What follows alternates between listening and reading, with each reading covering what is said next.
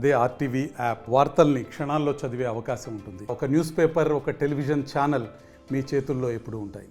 నారా రోహిత్ మా అమ్మని అంబాలక్కలు తిట్టాడు, మా అమ్మని తిట్టాడు, హీనంగా మాట్లాడాడు మమ్మని అని పబ్లిక్లో ఎన్నోసార్లు పవన్ కళ్యాణ్ గద్గద స్వరంతో భావోద్గీతతో ఖబర్దార్ నారా లోహిత్ మా అమ్మని తిడతాడా, మా అమ్మని తిడతాడా? మరి వాడు నారా లోహిత్ అనేవాడు మీ అమ్మని తిడితే రాధాకృష్ణ దానికి నువ్వెందుకు దానికి డిబేట్ పెట్టలా?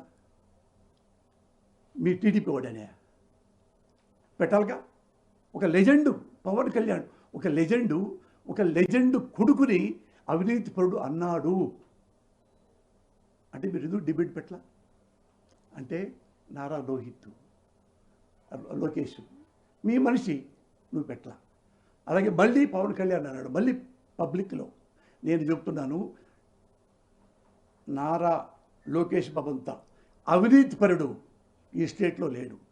తిని వేల కోట్లు తిని ఎంత తింటావయ్యా? తిని స్వర్గంలో ఉన్న మీ తాత క్షోభిస్తుంది ఆత్మ, ఇంక తింటాం ఆపమయ్యా అని పెద్ద మీటింగుల్లో పవన్ కళ్యాణ్ అన్నాడు. అరే పవన్ కళ్యాణ్ అన్నాడంటే నిజమే కదా అని నువ్వు రాధాకృష్ణ, అరే నువ్వు ఇందుకురా ఇదే వెంకటకృష్ణ గారిని పెట్టి నువ్వు ఎందుకు ఇచ్చేలా డిబేటు? నీ ఫ్రెండు TV5 అక్కడ సినిమా ఇండస్ట్రీ వాళ్ళని లంజలు అన్నాడు, నువ్వెందుకు డిబేట్ పెట్టలా? నీ నోళ్ళు ఏమైపోయింది?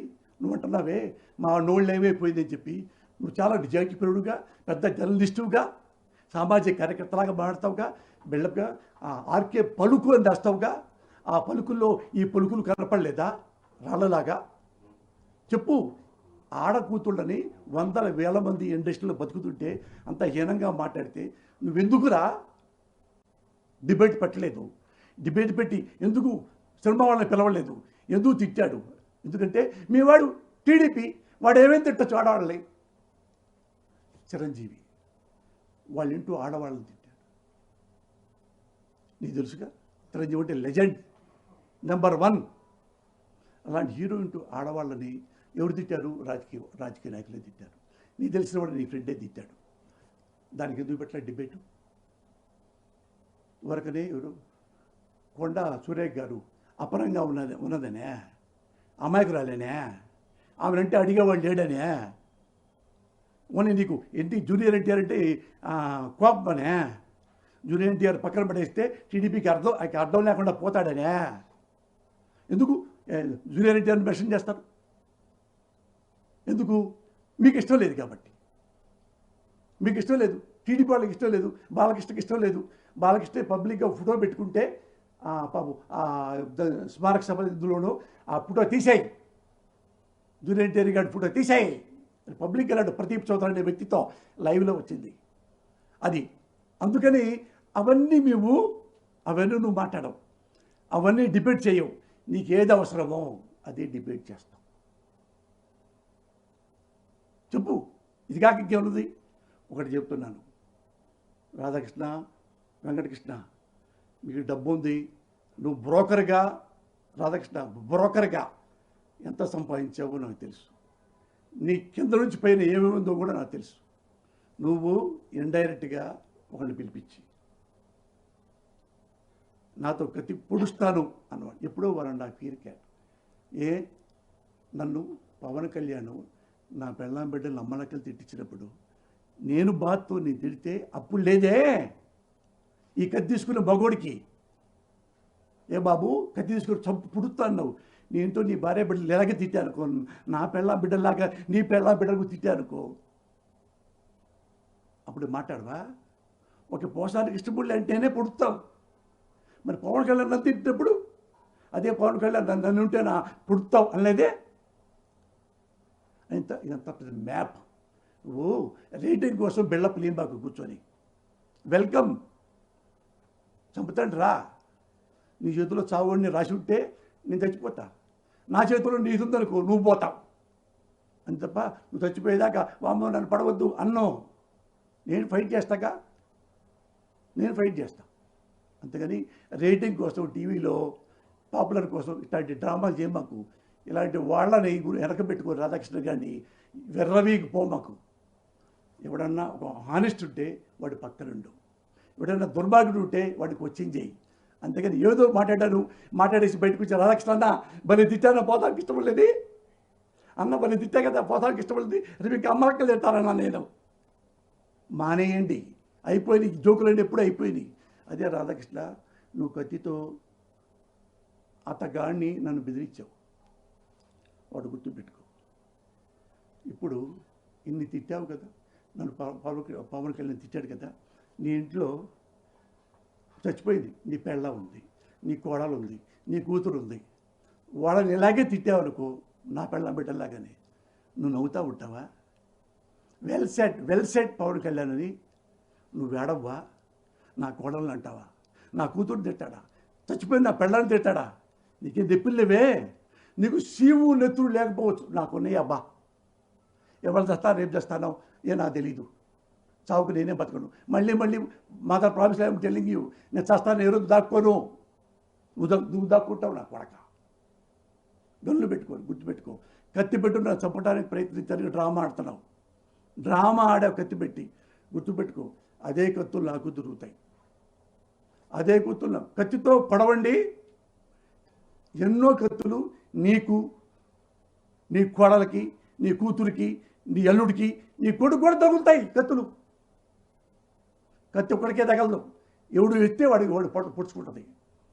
మేము కూడా చేయగలం, నువ్వు గుర్తుపెట్టుకో. నీ పక్క సెక్యూరిటీ ఉందేమో, వెంట్రుక ది గ్రేట్ ఇందిరాగాంధీ గారే అంత మహానుభావురాలే సెక్యూరిటీ ఉండి కూడా చనిపోయారు. నువ్వెంతరా ఆఫ్టర్ పిల్లి గింజ?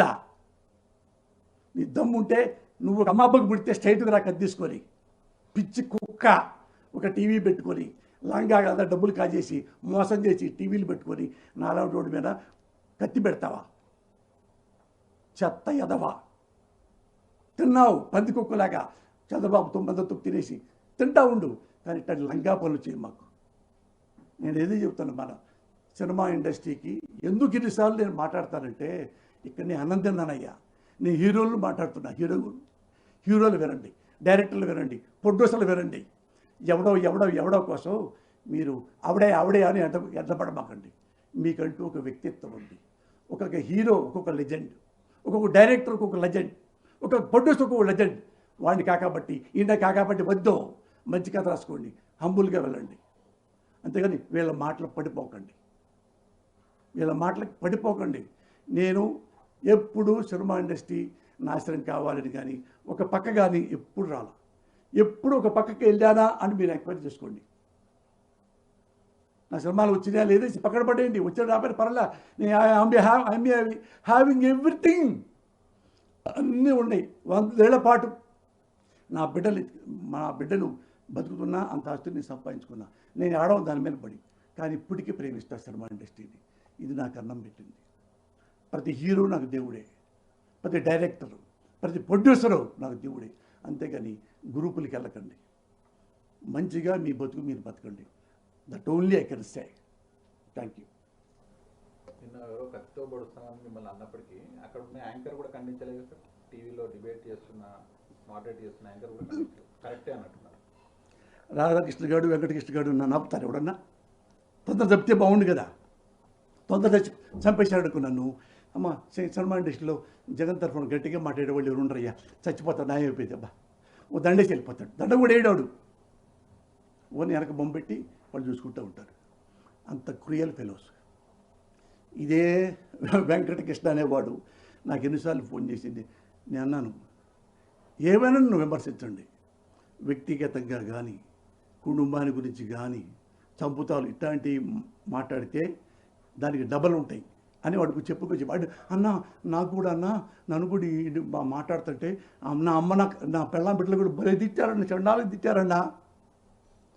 ఎందుకు నోరు మూసుకున్నావు రా సన్నాసి? నీకు చెవు లేదు, నీకు నెత్తురు లేదు. రాధాకృష్ణ ఒక చిల్లర పడేస్తాడు, ఆ చిల్లరి రాదన్న ఇంకొద్ది మొన్నే మా పెళ్ళాం బిడ్డలు బాగా తిట్టారంట, ఇంకొక 2000 అన్నా. ఆ బతుకుడు అనేది నాది బతుకు కాదు. నాది ఆ బతుకు కాదు. I'm living humbly, respectedly, proudly.